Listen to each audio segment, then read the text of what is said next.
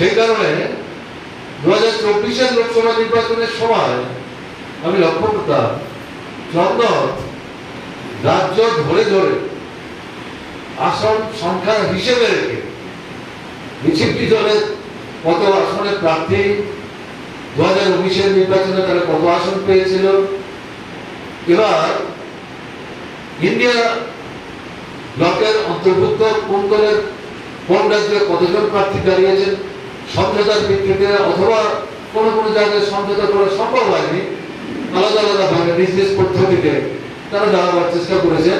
এই সমস্ত তথ্য তার খুঁটিনাটি বলা যায় তার হাতের তালুর মধ্যে ছিল।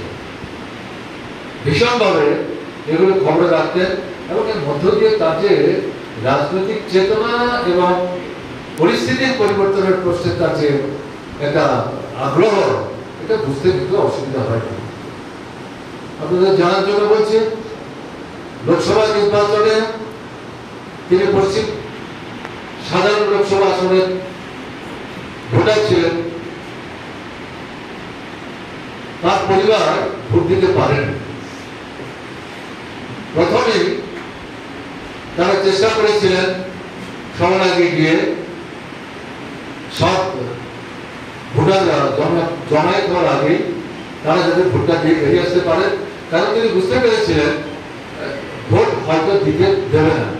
কিন্তু দেখা গেল তার যে বাড়ি, তার যে পরিবার, এটা অনেক আগে থেকেই তাদের চিহ্নিত করে যাতে বাড়ি থেকে বেরোতে না পারে তার জন্য নজরদারিদের মধ্যে রাখছিল এবং বাড়ি থেকে যেতে না বেরোয় ভোট দেওয়ার চেষ্টা না করে। এটা চন্দন দাসকে সামনে রেখেই, কিন্তু আমি জানতাম না চন্দন দাসের ছেলে রামঠাকুর কলেজে পড়তো। চন্দন কোনোদিন বলেনি, তার মৃত্যুর পর তার বাড়িতে যখন গেলাম তখন কথা হচ্ছিল।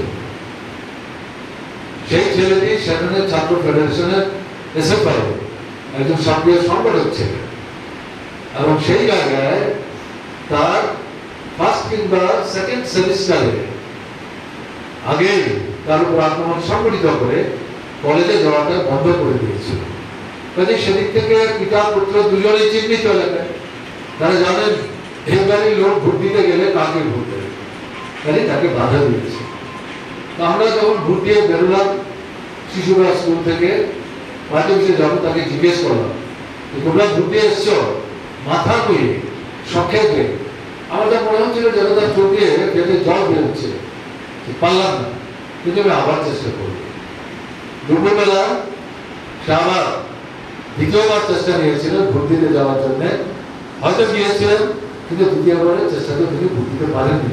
তিনি বুঝতে পেরেছিলেন তার ভোট দেওয়ার যে প্রয়োজনীয়তা, তার যে গুরুত্ব, বিজেপি প্রার্থীকে পরাজিত করার জন্য একটা ভোটও যারা বিজেপির বিরোধী প্রার্থী, আমরা কংগ্রেসকে সমর্থন করেছিলাম, তিনি মনে প্রাণে কংগ্রেসের সমর্থক ছিলেন না, বামফ্রন্টের সমর্থক ছিলেন। আপনারা শুনছিলেন তার সুপ্রস্তাবে তিনি পার্টির সদস্যপদ অর্জন করেছিলেন 2000 সালে। কিন্তু এটা সিদ্ধান্ত কাজে তাকেই ভোট দেবেন, এই একটা ভোট নষ্ট হতে দেওয়া যায় না। তার পরিবারে দুটা তিনটা ভোট এটা কোনোমতেই নষ্ট হতে দেওয়া যায় না, কিন্তু তারা ভোট দিতে শেষ পর্যন্ত পারলেন। তাহলে এই ঘটনাগুলো আমি যেটা বলছি, আপনারা অনেকেই হয়তো ভোট দিতে পারেন। আমি চন্দনকে ভিত্তি করে কথাগুলো বলছি, এটা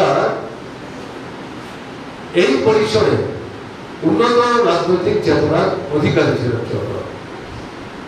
এবং যখনই লক্ষ্য করতাম ত্রিপুরার আমাদের বিভিন্ন গণতান্ত্রিক সংগঠনের উদ্যোগে সভা সমাবেশ, মিছিল, ডেপুটেশন, অবস্থান ইত্যাদি সংগঠিত হচ্ছে, এগুলো প্রত্যক্ষভাবে চাক্ষুষ করতেন, নিজের মতো করে একটা হিসেব করতেন, আলাপচারিতায় বলতেন কোনটা কতটা হয়েছে, কেমন হয়েছে, প্রত্যাশা মতো কিনা, দূরে কোথাও দুর্বল হয়, এটা